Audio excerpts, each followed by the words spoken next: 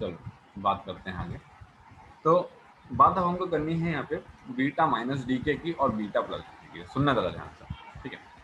Beta minus D के में एक इक्वेशन आई, इन्होंने कहा कि क्या इक्वेशन है, इन्होंने कहा कि जेड एक्स तुम्हारे पास ए, ठीक, ये तुम्हारे पास वाई तुम्हारे पास ए, ये तुम्हारे पास जेड प्लस वन प्लस तुम्हारे पास इलेक्ट्रॉन ये माइनस वन तुम्हारे पास ज़ीरो प्लस तुम्हारे पास ये तुम्हारे पास एक इक्वेशन यहाँ पे आई एक्स जेड तुम्हारे पास A is equals to Y तुम्हारे पास A Z minus one plus electron plus one zero plus तुम्हारे पास क्या, ठीक है।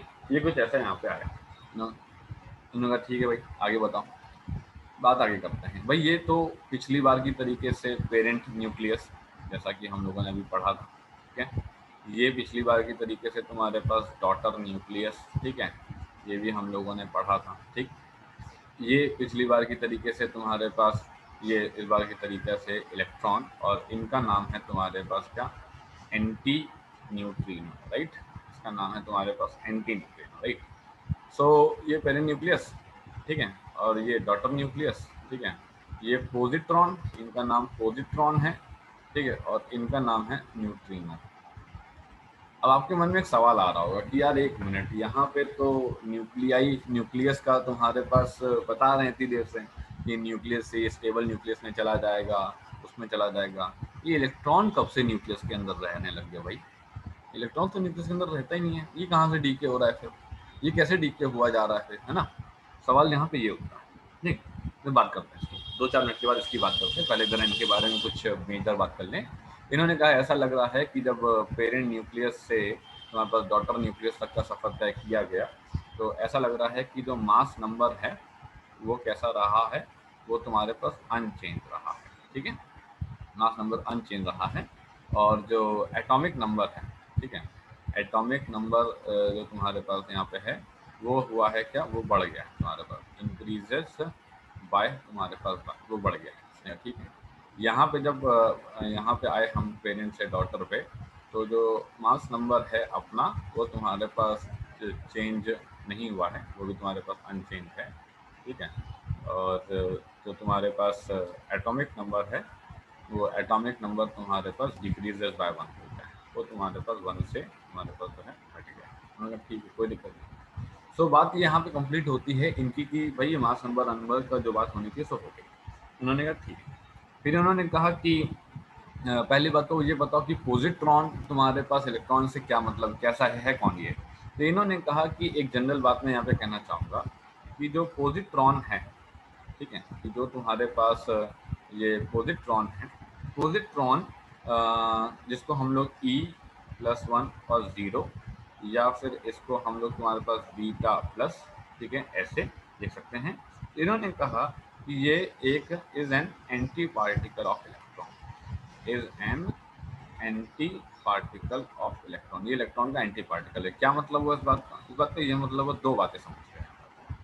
इन्होंने कहा कि जो पॉजिट्रॉन है वो इलेक्ट्रॉन का एंटी पार्टिकल का मतलब क्या हुआ, एंटी पार्टिकल का मतलब हुआ उल्टा। तो इन्होंने कहा कि मास ऑफ पॉजिट्रॉन, इन्होंने कहा कि जो मास ऑफ पॉजिट्रॉन है वो तुम्हारे पास मास ऑफ इलेक्ट्रॉन के बराबर होगा। मतलब अभी तक हम लोगों ने न्यूट्रॉन पढ़ा था, समझ में आया था, प्रोटॉन पढ़ा था, ये भी पता है, और हम लोगों ने इलेक्ट्रॉन पढ़ा था, ये भी पता है, अल्फा पार्टिकल भी हमको पता है, ठीक है। अब हम एक नई चीज़ पढ़ रहे हैं जिसका नाम पॉजिट्रॉन है, ठीक है। पॉजिट्रॉन ने कहा कि mass of the positron mass of the electron के बराबर है, बोले तो 9.1 इंटू 10⁻⁻31 किलोग्राम। लेकिन जो तुम्हारे पास चार्ज है, तो इन्होंने कहा कि चार्ज ऑफ तुम्हारे पास पॉजिट्रॉन जो है, ठीक है, वो तुम्हारे पास चार्ज ऑफ इलेक्ट्रॉन के बराबर है, चार्ज ऑफ इलेक्ट्रॉन बराबर है, बट ऑफ कैसा, बट ऑफ तुम्हारे पास पॉजिटिव नेचर। अब पॉजिट्रॉन के नाम से कम इतना तो हम लोग कह ही सकते हैं कि हाँ भाई पॉजिटिव नेचर का होगा। तो इसका मतलब है कि चार्ज ऑफ तुम्हारे पास जो है positron is plus 1.6 into 10⁻⁻19 coulomb. आप ये मत समझिए ये प्रोटॉन है, क्योंकि अगर ये प्रोटॉन होता तो इसका मास 1.67 इंटू 10⁻⁻27 होता, लेकिन इसका मास पॉजिट्रॉन का मास जो है वो इलेक्ट्रॉन के मास के बराबर है, ठीक है। और जो चार्ज ऑफ द पॉजिट्रॉन है वो चार्ज ऑफ द इलेक्ट्रॉन के तुम्हारे पास बराबर है, ठीक। और जो चार होते इलेक्ट्रॉन के तुम्हारे पास बराबर है, तो इसने कहा कि लेकिन नेचर इसका पॉजिटिव चार्ज है। इन्होंने कहा ठीक है, ये बात समझ आ गई। फिर इन्होंने कहा कि एक बात और कह देते हैं, उसको भी सुन लो भाई।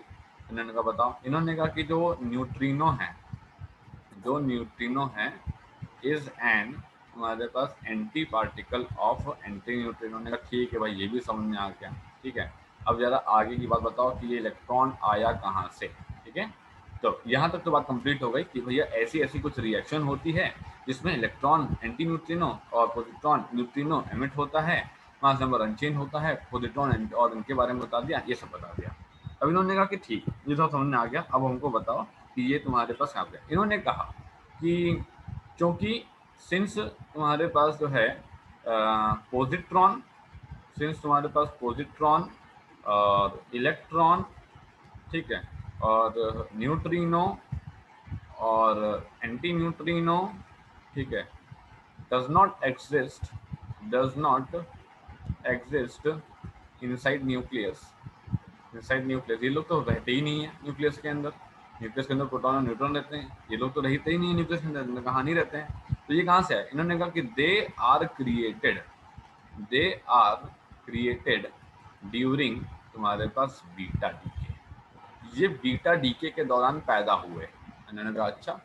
इन्होंने कहा proton electron neutrino antineutrino, antineutrino, ठीक है, ये लोग तुम्हारे पास एग्जिस्ट नहीं करते हैं, तो ये तुम्हारे पास बीटा डीके के दौरान पैदा हुए। इन्होंने क्या लॉजिक हुआ इस बात का? इन्होंने कहा कि देखो अनस्टेबल न्यूक्लियस कौन है। इन्होंने कहा अनस्टेबल न्यूक्लियस वो है जिसके पास हाई मास नंबर है। तो क्या हुआ, हाई मास नंबर है तो ज़्यादा न्यूक्लियॉन्स हैं, ज़्यादा न्यूक्लियॉन्स हैं तो प्रोटॉन और न्यूट्रॉन इतने ज़्यादा होते हैं कि वहाँ पे अनस्टेबिलिटी हो जाती है, वहाँ पे डिस्टर्बेंस हो जाती है उनकी बैलेंसिंग पे। तो उन्होंने कहा अच्छा। इन्होंने कहा पहला पॉइंट समझाएंगे, इफ द अनस्टेबल न्यूक्लियस, अगर तुम्हारे पास अनस्टेबल न्यूक्लियस है, अनस्टेबल न्यूक्लियस का मतलब ये है कि हाई मास नंबर की बात कर रहा है। अगर अनस्टेबल न्यूक्लियस है, ठीक है, हैज एक्सेस इलेक्ट्रॉन्स, इसके पास has excess, sorry neutrons, has excess तुम्हारे पास न्यूट्रॉन्स, ठीक है, then needed for stability, then needed for stability. इसने कहा स्टेबिलिटी के लिए जितने चाहिए हैं उससे भी तुम्हारे पास ज़्यादा हैं। ठीक है, तो एक न्यूट्रॉन जो है, एक न्यूट्रॉन जो है converts, converts itself, converts itself into तुम्हारे पास किस पे, प्रोटॉन पे। इन्होंने क्या बोला? इन्होंने कहा कि देखिए कि अगर एक अनस्टेबल न्यूक्लियस है, अनस्टेबल न्यूक्लियस का मतलब होता है तुम्हारे पास हाई मास नंबर, बस समझिएगा। ठीक है, अगर एक अनस्टेबल न्यूक्लियस है, हाई मास नंबर है, तो जो न्यूट्रॉन उसके पास अगर हैं वो ज़रूरत से ज़्यादा है, मतलब स्टेबिलिटी के लिए जितने चाहिए होंगे उससे भी ज़्यादा है। अब सिंपल सी बात है, अभी अभी हमने ये बात अल्फा पार्टिकल में ये बात समझाई थी आपको कि मास नंबर कम होना मतलब न्यूक्लियॉन्स का कम होना, मतलब कि उनके बीच में लॉन्ग रेंज रिपल्सिव फोर्सेस को short range nuclear attractive forces जो है डोमिनेट कर जाते हैं। ठीक है, लेकिन जब हाई मास नंबर करोगे तो ऐसा नहीं होगा। हाई मास नंबर में ऐसा नहीं होगा तो दिक्कतें आएंगी, दिक्कतें आएंगी तो क्या होगा, अनस्टेबिलिटी होगी। ठीक है, तो सीधा सा फंडा ये समझा जाए कि जब हाई मास नंबर होता है तो अनस्टेबिलिटी होती है, जब लो मास नंबर होता है तो स्टेबिलिटी होती है। हाई मास नंबर पे जो लॉन्ग रेंज रिपल्सिव फोर्सेस होते हैं वो short range attractive nuclear forces के ऊपर डोमिनेट कर रहे होते हैं, जिससे स्टेबिलिटी को धक्का लगता है, स्टेबिलिटी मेंटेन नहीं रह सकती है। और ऐसा हुआ क्यों? क्योंकि वहां पे या तो न्यूट्रॉन्स या तो प्रोटॉन्स की संख्या ज्यादा होती है। तो उन्होंने कहा ठीक है, then needed for stability a neutron convert itself into proton. जब न्यूट्रॉन खुद को प्रोटॉन में कन्वर्ट कर रहा था उसी दौरान तुम्हारे पास इलेक्ट्रॉन और एंटी न्यूट्रिनो साथ में पैदा हो गए। बस समझना, अगर एक अनस्टेबल न्यूक्लियस है जिसके पास हाई मास नंबर है और उसके पास अनस्टेबिलिटी एक्सेस न्यूट्रॉन्स की वजह से है, जो कि स्टेबिलिटी से कहीं ज्यादा अधिक मात्रा में वहां पे है, तो न्यूट्रॉन ये कहता है कि हम किससे ज्यादा हैं। इसने कहा तुम प्रोटॉन से ज्यादा हो, तो इसने कहा कि ठीक है भाई, हम थोड़े कम हो जाते हैं, प्रोटॉन की संख्या बढ़ जाएगी। तो ये करने तो चले थे न्यूट्रॉन से प्रोटॉन, साथ में ये दोनों भी पैदा हो गए, इलेक्ट्रॉन और तुम्हारे पास पॉजिट्रॉन, सॉरी क्या नाम, एंटी न्यूट्रिनो। इन्होंने कहा ठीक है। अब इन्होंने यही बात को यहाँ पे दोहराया दोबारा। इन्होंने कहा क्या मतलब? इन्होंने कहा कि ये मतलब है कि अगर if the unstable nucleus, if the unstable nucleus, ठीक है, has तुम्हारे पास एक्सेस प्रोटॉन्स, अगर इनके पास ज़्यादा प्रोटॉन्स हैं, ठीक है, then needed for stability, then needed for stability के लिए जितने चाहिए हैं उससे ज़्यादा हैं। तो एक प्रोटॉन जो है वो खुद को कन्वर्ट करता है, कन्वर्ट्स इटसेल्फ, ठीक है, इनटू तुम्हारे पास न्यूट्रॉन। इन्होंने कहा यार हम तो यार प्रोटॉन से न्यूट्रॉन कन्वर्ट कर रहे थे, ये दोनों एक्स्ट्रा पैदा हो गए, हम क्या करें, ये लो ये तुम्हारे पास आ गए। ठीक, तो ज़रा समझिएगा क्या हुआ यहाँ पे।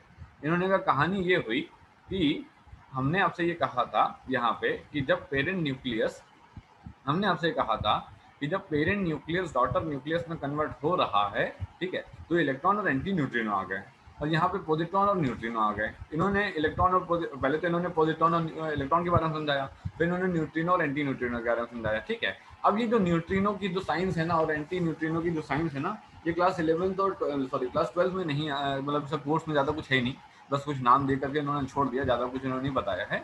लेकिन आने वाले समय में अगर आप मतलब फिजिकल साइंस का मतलब है इंजीनियरिंग नहीं, मतलब आप फिजिक्स केमिस्ट्री मैथ्स अगर आगे जाके बीएससी एमएससी करते हैं तब आपको ये पढ़ने को मिलेगा। लेकिन अगर आपने कहीं इंजीनियरिंग कर ली तो फिर आपको कभी पढ़ने को नहीं मिलेगा।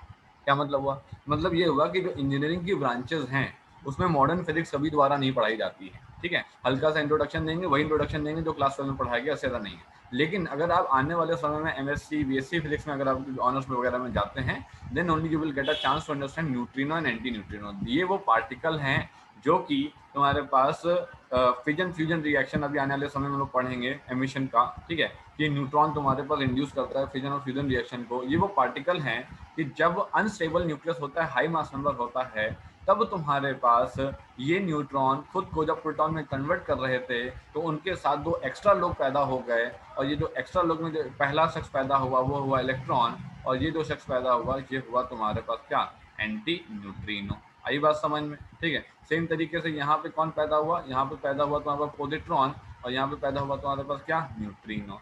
इस तरीके से तुम्हारे पास ये चार लोग, electron anti neutrino, positron anti और न्यूट्रिनो, ये सब लोग तुम्हारे पास इस डीके प्रोसेस में हमको दिखाई देते हैं। सभी लोग को बात समझ में आई? किसी को यहाँ कोई डाउट तो नहीं है किसी भी तरीके का?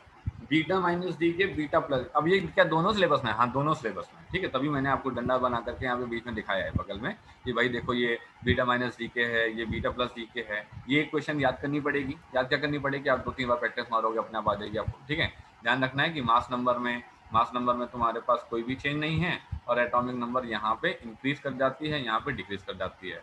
अब मान लो तुमसे एसोसिएशन रीजन में बोल दें, है ना, ऐसे ही बोल दे कि in the beta minus decay mass number increases by 1, mass number decreases by 1, mass number decreases by 2, ऐसा करके कुछ भी बोलेगा। ठीक है, तो तुमको यार पता होना चाहिए कि मास नंबर अनचेंज रहता है, atomic number can be increase और can be decrease by 1 depend upon beta minus decay चल रहा है या फिर तुम्हारे पास बीटा प्लस डी के चल रहा है। बात क्लियर हुई? नहीं सभी लोगों को डाउट तो नहीं है ना इस बात पे? ठीक, ये तो हो गया। हाँ बेटा बता। सर हम अगर हमें नंबर ऑफ अल्फा पार्टिकल्स और बीटा पार्टिकल्स निकालना है तो हम कैसे निकालेंगे? अभी आने तो जरा क्वेश्चन से बताते हैं, उसमें तो करना कुछ नहीं होगा कि जैसे मान लो कि मैं तुमको कोई हाई नंबर का मास नंबर का दे दूंगा। ठीक है, और मैं तुमसे कहूँगा कि number of alpha particle beta particle निकालना है, तो अगर एक अल्फा पार्टिकल जब निकालते हैं तो 4 मास नंबर का घाटा होता है। ठीक है, अब मान लो वो मुझको ये बता दे कि तुमको क्या नाम है 238 से 200 तुम्हारे पास 26 पे लेके जाना है, मतलब 238 से 226 पे लेके जाना है। तो इसका मतलब ये हुआ कि अगर मैं 238 यूरेनियम से किसी 226 मास नंबर के एलिमेंट पे जा रहा हूँ तो यहाँ पे मेरे पास 12 मास नंबर का डिक्रीमेंट हुआ। ठीक है, एक तुम्हारे पास अल्फा पार्टिकल के तुम्हारे पास हटने से 4 मास नंबर का घाटा होता है, तो 12 मास नंबर का घाटा कितने पे होगा? तो x इज तुम्हारे पास 12.4 इज 3 अल्फा पार्टिकल तुम्हारे पास आंसर आ जाएगा। ठीक है, ये भी अभी न्यूमेरिकल आएगा ना तो मैं तुमको बताता हूँ, अभी ऐसे मेरे पास कोई डेटा वेटा नहीं है तो मैं ऐसे नहीं बता सकता। तो इस तरीके से निकलता है कि आपको मैं एक दे दूंगा स्टार्टिंग और एक दे दूंगा एंडिंग, फिर आपसे कहूँगा बताओ कितने अल्फा पार्टिकल एमिट होंगे, बताओ कितने बीटा पार्टिकल एमिट होंगे, है ना। तो इस तरीके से आप मास नंबर की कैलकुलेशन से इसको सॉल्व कर सकते हैं। ठीक सर सर है, हाँ अल्फा और बीटा पार्टिकल दोनों साथ में निकलते हैं? साथ में नहीं निकल सकते इनका कभी भी। अल्फा बीटा पार्टिकल तुम्हारे पास जब डीके होगा तो साथ में नहीं होगा, वो तुम्हारे पास अलग अलग होगा। ठीक है, क्योंकि अल्फा पार्टिकल जब होगा तो हम एक ऐसे न्यूक्लियस में जा रहे होंगे जिसका मास नंबर 4 से घटेगा, और जब बीटा डीके होगा तो हम एक ऐसे न्यूक्लियस में जा रहे होंगे जिसका मास में चेंज ही नहीं होगा, तो साइमल्टेनियस एमिशन नहीं होगा। ठीक है, चलो आगे बढ़ते हैं। नेक्स्ट क्या है, नेक्स्ट आता है अल्फा हो गया, बीटा हो गया, नेक्स्ट आता है gamma decay, right. So next आ गया है तुम्हारे पास जो है गामा डीके। अब ये गामा डीके का है, गामा डीके जरा सुनो, ये इंटरेस्टिंग सा पार्ट है ये गामा हमारे पास डीके। अब गामा डीके ने कहा कि हमारे बारे में भी अब चर्चा किया जाए।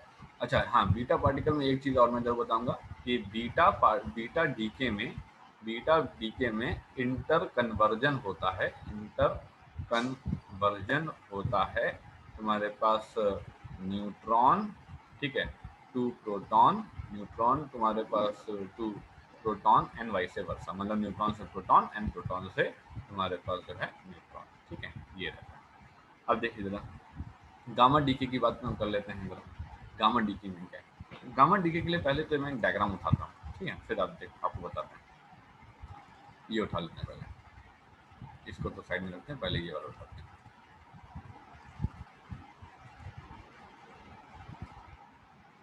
देखिएगा इस डायग्राम को क्या समझाना चाह रहे हैं, डायग्राम से हम आपको। अब सबसे पहले तो इस डायग्राम को देखते हैं क्या बताया इस डायग्राम में। हाँ, अब इन्होंने कहा कि गामा डीके को पहले तो एक्सप्लेन कर देते हैं जरा कुछ एक दो लाइन में, ठीक है। तो इन्होंने कहा कि ये डायग्राम मुझे हटा देते हैं। हाँ, इन्होंने क्या कहा, इन्होंने कहा कि चलिए गामा डी के बारे में बात करते हैं। इन्होंने कहा कि इन तुम्हारे पास अल्फा डी के और तुम्हारे पास बीटा डी के पे, ठीक है, अल्फा डी के और तुम्हारे पास बीटा डी के पे the daughter nucleus is in excited state, is in तुम्हारे पास जो है एक्साइटेड स्टेट, डॉटर न्यूक्लियस तुम्हारे पास जो है एक्साइटेड स्टेट पे आ जाती है, ठीक है। तो इन्होंने कहा कि हमको ये बात पता है कि जो अपन इलेक्ट्रॉन को लोअर ऑर्बिट से हायर ऑर्बिट पे लेकर के आते थे तो वो वहाँ पे ज़्यादा देर तक स्टे नहीं करता था, ज़्यादा क्या 10 की पावर -8 सेकंड तक वो स्टे कर रहा है, जो समय नहीं पता लगेगा उसका तो बिल्कुल भी ठीक। तो इन्होंने कहा कि इन अल्फा डी के और बीटा डी के दी daughter nucleus is in excited state, ठीक है, और वहाँ पे ज़्यादा देर तक रुकता नहीं है। तो इन्होंने कहा कि ठीक है, so the excited state nucleus, लिखते हैं यहाँ पे, so the excited state nucleus, तो जो तुम्हारे पास एक्साइटेड स्टेट तुम्हारे पास न्यूक्लियस है, ठीक है, immediately returns to the ground state, immediately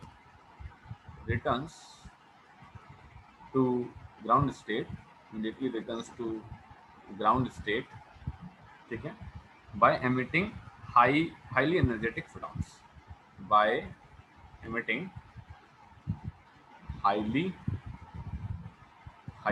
energetic photons called gamma rays, ठीक है, energetic photons, ठीक है, called हमारे पास क्या गामा, ठीक। अब देखिए, अब अगर आप इस पर्टिकुलर डायग्राम को देखिए, बात करते हैं इसकी बाद में, ठीक है। अब हम पहले तो इसकी एक इक्वेशन लिख देता हूँ मैं, ताकि मैं आपको एक्सप्लेन कर पाऊँ साथ साथ में।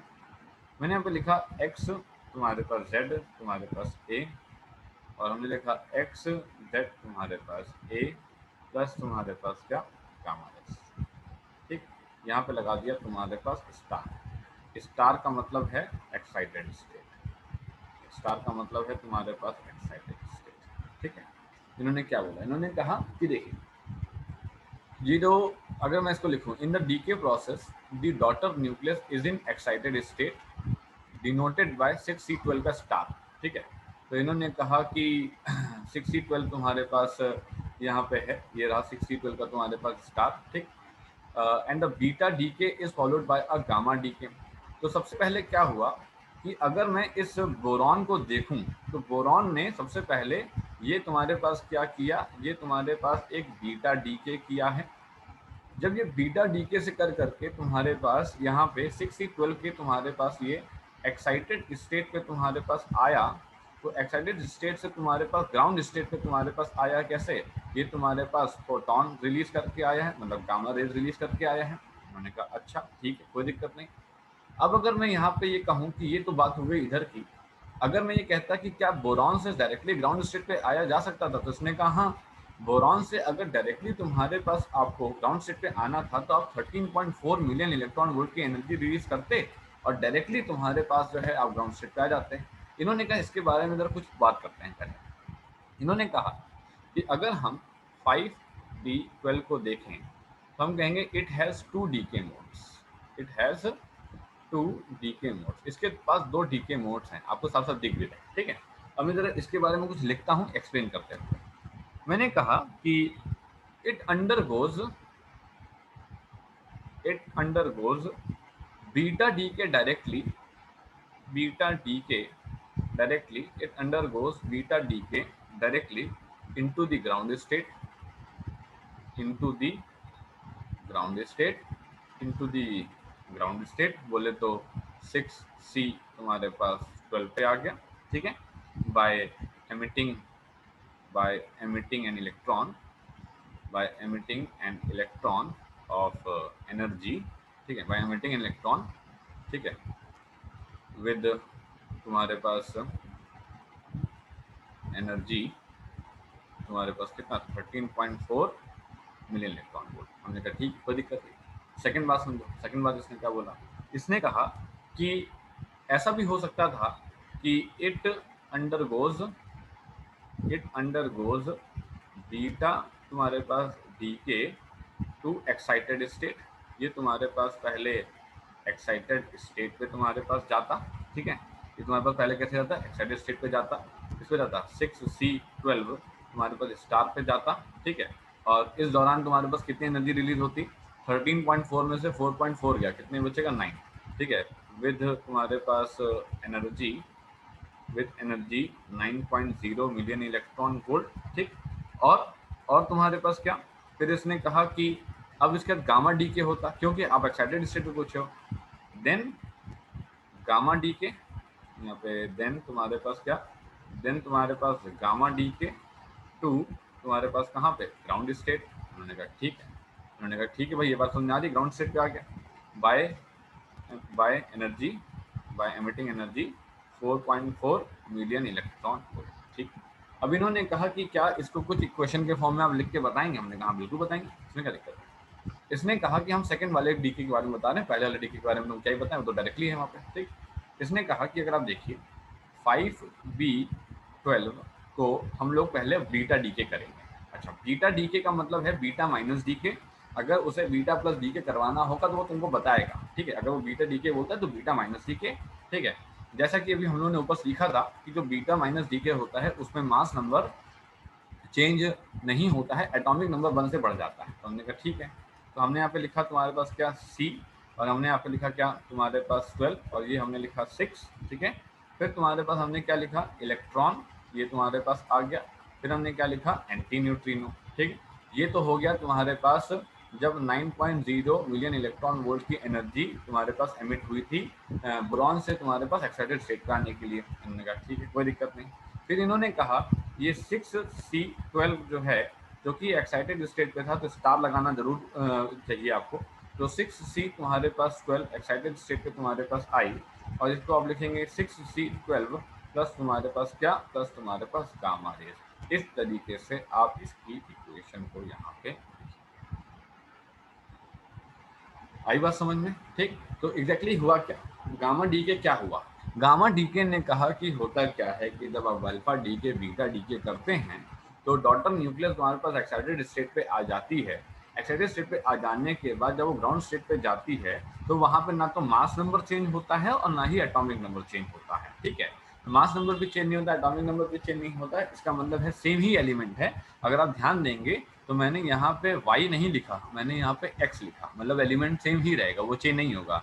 स्टार लगाया, स्टार का मतलब है मैंने एक्साइटेड स्टेट के बारे में बात करी। इसका मतलब ये हुआ कि गामा डीके में तुम्हारे पास जो है मास नंबर की अगर हम लोग बात करें, गामा डीके में बात करें तुम्हारे पास एटॉमिक नंबर की, तो ये तुम्हारे पास रहता है क्या, पूरी तरीके से अनचेंज रहता है। ये तुम्हारे पास चेंज। सभी लोग को यहाँ तक समझ में आया? किसी को यहाँ तक कोई डाउट है तो मुझे बताइए। ये मैंने आपको 3 अलग अलग पार्ट समझाए हैं। एक समझाया है पूरा अल्फा डीके, एक आपको समझाया है पूरा बीटा डीके, और एक आपको समझाया है पूरा गामा डीके, ठीक है। अब एग्जैक्टली इसमें सवाल कैसे आएंगे, बहुत ही ज़्यादा इजी। मतलब इस पे अगर सवाल बना तो समझ लो कि तुम्हारा मतलब गुड लक वाला पॉइंट ऑफ टाइम है कि तुमको एकदम इजी सवाल मिल गया, ठीक है। अच्छा, एक डायग्राम इसके अंदर और है। अगर अब मुद्दा ये है कि अगर कहीं सर ये एक्सप्लेन करने को आ गया तो क्या करेंगे, ठीक है। देखो, एक्सप्लेन करने को आता तो नहीं है वैसे कि बेटा बीटा प्लस डी के, बीटा माइनस डी के को ऐसे बैठ करके एक्सप्लेन करूँ। वो यहाँ से एसर्शन, रीजन या ऑब्जेक्टिव के लिए तुमसे सवाल उठा सकते हैं, पर एक्सप्लेन करने को दें इसका मतलब कोई चांस है नहीं लगभग, ठीक है। गामा डी के को हो सकता है गामा डी के पूछ लें, क्योंकि इसमें थोड़ी सी कहानी समझानी पड़ती है कि वो एक्साइटेड स्टेट में आएगा एंड देन वो ग्राउंड स्टेट में आएगा, तो इसका एलिमेंट चेंज नहीं होगा, तो फिर आप जो है एटॉमिक नंबर और मास नंबर तुम्हारे पास अनचेंज रहेगा, ठीक है। तो ऐसा तुमको आ सकता है। अब तुमको एग्जाम्पल कौन सा देना है, मतलब मान लो कि तुम्हारे पास आ गया तो तुमको कौन सा एग्जाम्पल देना है। वैसे बेहतर तो रहेगा ये वाला एग्जाम्पल, ठीक है। ये भी क्या नाम है, एनसीईआरटी टेक्स्ट बुक किसी और स्टेट की है, वहाँ से उठाया गया है, ठीक है। तो बिल्कुल सटीक एग्जाम्पल आप दे सकते हो, है ना। और एक तुम्हारे पास एक कोबाल्ट का एग्जाम्पल है, ठीक है। ये कोबाल्ट का एग्जाम्पल है तुम्हारे पास, तो पहला ये तुम्हारे पास गामा डी के हुआ, ठीक है। फिर ये तुम्हारे पास गामा डी के हुआ, तो ये गामा डी के होते होते तुम्हारे पास जो है यहाँ पे आया। इन्होंने कहा पहले क्या हुआ होगा, पहले इनका जो है बीटा डी के हुआ होगा, तब ये तुम्हारे पास जाके इस स्टेज में पहुंचे होंगे। फिर यहाँ से तुम्हारे पास गामा डी के हुआ, फिर तुम्हारे पास गामा डी के हुआ, और ये निकल पे उतर करके आए, ठीक है। और अगर डायरेक्टली ये बीटा डी के करते तो डायरेक्टली तुम्हारे पास इस स्टेज पे तुम्हारे पास आ सकते, ठीक है। अब सवाल ये है कि क्या वहाँ पे रिएक्शन या ऐसे लिखना जरूरी है, समय मिल जाए लिख दीजिएगा, नहीं मिल जाए मत लिख दीजिएगा, कोई दिक्कत नहीं है। क्या ये एनर्जी याद करना जरूरी है एग्जाम्पल के साथ साथ, हाँ ये एनर्जी याद करना जरूरी है, क्योंकि तभी ये डायग्राम पूरा कंप्लीट हो पाएगा, वरना ये डायग्राम थोड़ा सा मतलब अधूरा सा रह सकता है, ऐसा हो सकता है, ठीक है। तो इस तरीके से हम लोग ये पूरा अल्फा डी के, बीटा डी के एंड तुम्हारे पास ये पूरा का पूरा कॉन्सेप्ट ऑफ गामा डी के करते हैं, ठीक। चलिए, अब ये एक सवाल हमसे जो पूछा गया था कि number of alpha beta particle का कैसे निकालने का है, मैं उसमें आपको कुछ करवाता हूँ, देखिएगा। सो एक क्वेश्चन करवाते हैं सिंपल सा कि हाउ मैनी अल्फा एंड हमारे पास beta particles will be emitted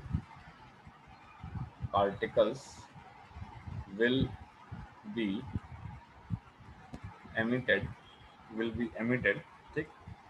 90 thorium 232 changes to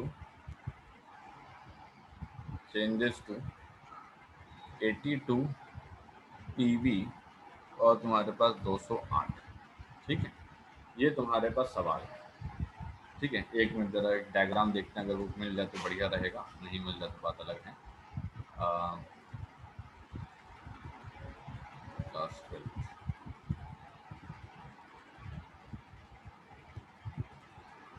atoms and nuclei, और ये बस डायग्राम्स इसमें नहीं पड़ा हुआ, चलो ठीक है। हाँ, सो हाउ मेनी, क्वेश्चन यहाँ पे ये कह रहा है कि how many alpha and the beta particles will be emitted from the thorium to the lead. अब देखिए कितने अल्फा और कितना बीटा तुम्हारे पास यहाँ पे एमिट होगा, ठीक है। हमने कहा कि चलो देखते हैं, तो इन्होंने कहा कि भाई थोरियम का मास नंबर 232 है, ठीक है, और ये तुम्हारे पास 208 पे जा रहा है। तो इन्होंने कहा कि डिफरेंस निकालो पहले कितना आ रहा है, इन्होंने कहा निकाल देते हैं डिफरेंस कितना आ रहा है, ठीक। तो इन्होंने कहा कि डिफरेंस में 232 माइनस 208 तुम्हारे पास आ रहा है कितना, 24 आ रहा है, ठीक है। 24 का डिफरेंस तुम्हारे पास यहाँ पे आ रहा है, ठीक है। इसने कहा कि अगर 1 अल्फा पार्टिकल तुम्हारे पास बाहर निकलता है, ठीक है, तो 4 तुम्हारे पास मास नंबर का डिफरेंस आता है, ठीक। उन्होंने कहा ठीक है, और अगर 24 अल्फा पार्टिकल 24 मास नंबर को घटाना है तो कितना आएगा, तो इन्होंने निकाला, तो 24/4 = 6 तुम्हारे पास अल्फा पार्टिकल तुम्हारे पास एमिट किया जाएगा और हमारा काम बन जाएगा। इन्होंने कहा कि ठीक है कोई दिक्कत नहीं। तो अब इन्होंने ज़रा निकाला, हमको ये पता है कि 1 अल्फा पार्टिकल से मास नंबर तो 4 घटता है और क्या नाम है एटॉमिक नंबर 2 घटता है, ठीक है। तो इन्होंने कहा कि तुम्हारे पास 6 अल्फा पार्टिकल से जो तुम्हारे पास 24 का मास नंबर घटेगा, ठीक है, और 6 2 जा 12 तुम्हारे पास जो है एटॉमिक नंबर घट जाएगा। इन्होंने कहा हाँ होगा तो यही सर, ठीक है, कि तुम्हारे पास 12 एटॉमिक नंबर तुम्हारे पास जो है घट जाएगा। उन्होंने कहा ठीक, कोई दिक्कत नहीं। तो इन्होंने कहा कि जरा देखते हैं भाई कि क्या पर्टिकुलर वैल्यू आ जाएगी। तो इन्होंने कहा कि हम थोरियम, हम यहाँ पे 232 से थे, 232 से अगर 208 पे जाएंगे तो हमारे हैं, तो हमारे जो है मास नंबर 208 पे हो जाएगा, लेकिन हमारा जो एटॉमिक नंबर 90 था उस 90 में से 12 की कमी आ जाएगी और वो हो जाएगा 78। ठीक, इन्होंने कहा ठीक है, कोई दिक्कत नहीं। ये कैसे निकाला मैंने, ये 90 में से मैंने 12 को माइनस किया तो पता लगा कि 6 अल्फा पार्टिकल तुम्हारे पास जाएंगे। ठीक, लेकिन ये तो नहीं चाहिए था। क्या मतलब ये है कि एटॉमिक नंबर 82 चाहिए था और आप तो क्या नाम है एटॉमिक नंबर 78 लेकर के आ गए, तो गड़बड़ हो गया। इन्हें गड़बड़ नहीं हुआ, एक काम करते हैं, जरा ऊपर जाते हैं, पूछते हैं बीटा पार्टिकल से तुम क्या कर सकते हो। तो बीटा पार्टिकल ने कहा कि मैं क्या कर सकता हूँ ना, एटॉमिक नंबर चेंज मैं करता नहीं हूँ, ठीक है, एटॉम और मास नंबर मैं चेंज करता नहीं हूँ, एटॉमिक नंबर को मैं 1 से बढ़ा देता हूँ, तो इस बात का फायदा उठा लेते हैं। इसने कहा कि ठीक है, कोई दिक्कत नहीं। इसने कहा कि एक काम करते हैं, अगर हम 4 तुम्हारे पास बीटा पार्टिकल को एमिट करें तो मास नंबर तो वही का वही रहेगा, ठीक है, और 78 में प्लस तुम्हारे पास 4 इंटू 1 हो जाएगा, इसका मतलब कितना हो जाएगा, 82 हो जाएगा। तो इसने कहा कि 208 और 82 जो लेड वाली कंडीशन थी वो आ जाएगी। तो इसने कहा कि कितने अल्फा पार्टिकल एमिट हुए, इसने कहा कि 6 तुम्हारे पास अल्फा पार्टिकल यहाँ से एमिट हुए, अपार्ट फ्रॉम दैट 4 तुम्हारे पास बीटा पार्टिकल तुम्हारे पास ये एमिट हुए। यहाँ पे तो हमसे कोई एक्साइटेड स्टेट का तो कोई खेल होगा नहीं यहाँ पे, ठीक है, कि यहाँ पे एक्साइटेड स्टेट वाला कुछ पार्ट है। तो यहाँ पे इसने कहा कि 6 अल्फा पार्टिकल और 4 अल्फा बीटा पार्टिकल तुम्हारे पास एमिट कराओगे तो इस तरीके से तुमको यहाँ पे ये मिल जाएगा। आई बात समझ में? ठीक है, तो जो क्वेश्चन अभी मुझसे पूछा गया था कि कैसे निकालेंगे, वो ऐसे निकाल सकते हैं आप। अब आपको हम कोई भी दे सकते हैं, अब हम आपको यूरेनियम से भी स्टार्ट करवा सकते हैं, है ना, या फिर हमको कोई और पर्टिकुलर वैल्यू दे दें, हम उससे भी आपसे पूछ सकते हैं। तो यहाँ पे कैसे भी तुम्हारे पास जो है यहाँ पे आ सकता है। क्लियर हुई बात? ठीक है, सिंपल सा पार्ट है, बड़े आराम से आप उसको यहाँ पे कर सकते हैं। इन्होंने कहा कि ठीक है, कोई दिक्कत नहीं। अब इन्होंने कहा कि जैसे मान लीजिए हम आपको क्वेश्चन कराते हैं, ठीक है, एक मिनट रुकिएगा जरा, मैं 1 मिनट के लिए शेयर रोक रहा हूँ, ठीक है, फिर मैं आपको दिखाता हूँ जरा ये जो है यहाँ पे हो सकता है।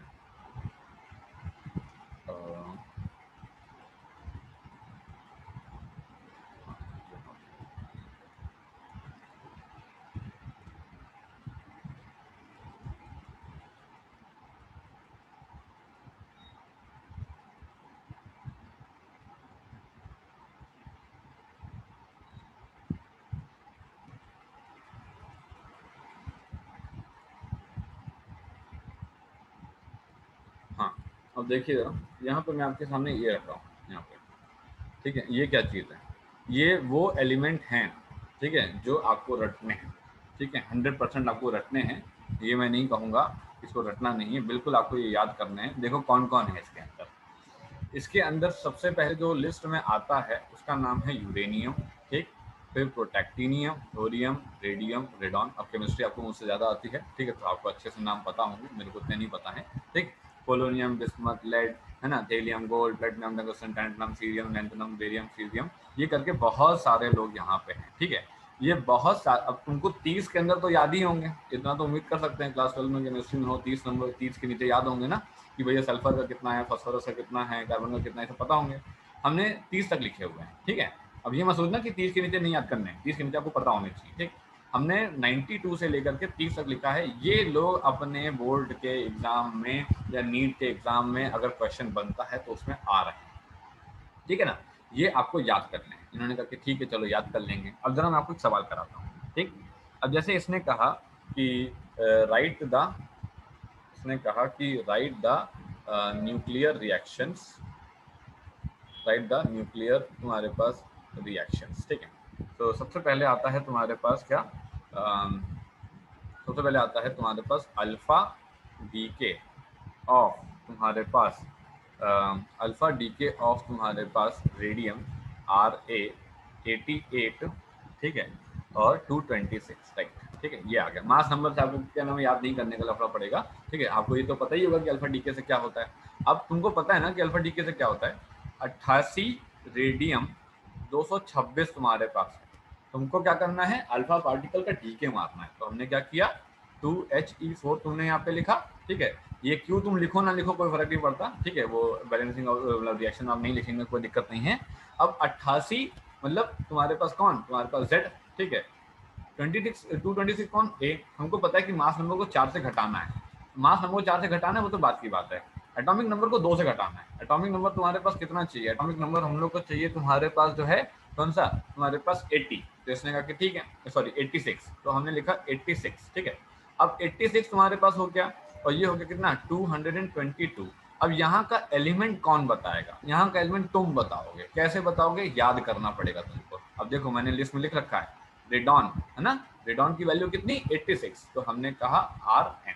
ये इस तरीके से रिएक्शन कंप्लीट, आई बात समझ में, है ना, ठीक है ना, इस तरीके से होगा। इन्होंने कहा अच्छा और सवाल भी है ना, और सवाल है ना। इन्होंने कहा कि मान लो कि सर ये तुमसे पूछ ले, तुम्हारे पास बीटा तुम्हारे पास प्लस डीके, ठीक है, बीटा तुम्हारे पास प्लस डीके ऑफ तुम्हारे पास 43, तुम्हारे पास टीसी 43 कौन है भैया, कौन है 43 यहाँ पे, ये नीचे लाना पड़ेगा। 42 40 तुम्हारे पास 3 हेल्थ का नाम नहीं लिखा, चलो कोई बात। टीसी का बताइए, टीसी कौन सा है भाई, तुम लोगों को पता होगा टीसी किसको बोलते हैं। 43 टीसी तुम्हारे पास जो है 97, ठीक।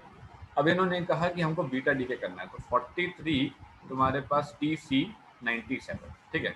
हम लोग को ये पता है बीटा प्लस डीके मतलब पॉजिट्रॉन तुम्हारे पास आएगा। पॉजिट्रॉन का मतलब है कि ई तुम्हारे ये +1 प्लस तुम्हारे पास 0 और ये तुम्हारे पास न्यूट्रिन, ठीक है। अब सिंपल सी बात है +1 आया है ना, ये +1 तुम्हारे पास आया, हमने कहा तो सिंपल सी बात है यहाँ तो एटॉमिक नंबर घटेगा, तो ये तो 42 आ जाएगा। 42 पे कौन बैठा हुआ है, मॉलिब्डेनम, ठीक। अब मॉलिब्डेनम तुम्हारे पास क्या है MO, और ये कितना आ जाएगा 97 का 97। इस तरीके से ये क्वेश्चन यहाँ पे कंप्लीट। सभी लोगों को क्लियर है, इसमें किसी को कोई डाउट किसी भी तरीके का, आपको न्यूक्लियर रिएक्शन में कोई दिक्कत तो नहीं, ठीक। अब जैसे मान लीजिए आपसे ये पूछ लेता है कि आपको करने का है क्या, आपको क्या करने का है, आपको करने का है बीटा माइनस तुम्हारे पास decay, beta minus decay of तुम्हारे पास किसको करना है 83 तुम्हारे पास BI210, ये करना है आपको, ठीक है। अब 83 तुम्हारे पास जो है बिस्मत का है, जो साफ साफ यहाँ पे लिखा हुआ है। अब इसने कहा बीटा माइनस डीके करना है, 83 तुम्हारे पास बिस्मत 210 को हम लोग लेकर के जाएंगे, बीटा माइनस डीके है, तो हमको पता है इलेक्ट्रॉन -1 0 और ये तुम्हारे पास एंटी न्यूट्रिनो, ठीक, -1 है। तो सिंपल सी बात है कि अब क्या करना पड़ेगा, बढ़ाना पड़ेगा, तो ये होगा 84 और ये कितना होगा, ये होगा 210। यहाँ पे कौन आएगा 84 में, कौन है भैया 84 में पोलोनियम है, पोलोनियम डाल दो आंसर फटाक से, आंसर यहाँ पे आता है तुम्हारे पास पोलोनियम, खत्म हो गया। क्या बात समझ में आ रही है भाई, न्यूक्लियर रिएक्शन को कैसे लिखा जाएगा तुमको याद करना पड़ेगा, याद करना पड़ेगा तुमको, ठीक है। ये पूरी लिस्ट तुमको कायदे से रट जानी चाहिए, ठीक है। रट क्या जानी चाहिए, प्रैक्टिस करना, मैं आपको सवाल दे दूंगा बहुत सारे, 25-30 उठा के कर लेना, अपने आप धीरे धीरे याद भी हो जाएगा पढ़ते पढ़ते। सभी लोग को समझ आया, कोई दिक्कत तो नहीं किसी को। अब मान लो कि तुमसे कुछ ऐसा पूछ ले, मान लो कि तुमसे कुछ ऐसा पूछे दैट इज इलेक्ट्रॉन तुम्हारे पास कैप्चर ऑफ तुम्हारे पास जीनॉन 54 120 पूछ ले, तो 54 जीनॉन 120 प्लस इलेक्ट्रॉन कैप्चर मतलब कि तुम्हारे पास 120 यहाँ रहेगा, ठीक है। और इसने कहा 54 में से बन गया 53, 53 कौन है भैया 53 आयोडीन है, ये लो आयोडीन आ गया, ठीक है। चलिए अब टाइम कंप्लीट हो रहा है, मिलते हैं कल, ठीक है। टेस्ट है आप लोग का, टाइमिंग हम इंडिकेट कर देंगे आपको, ठीक।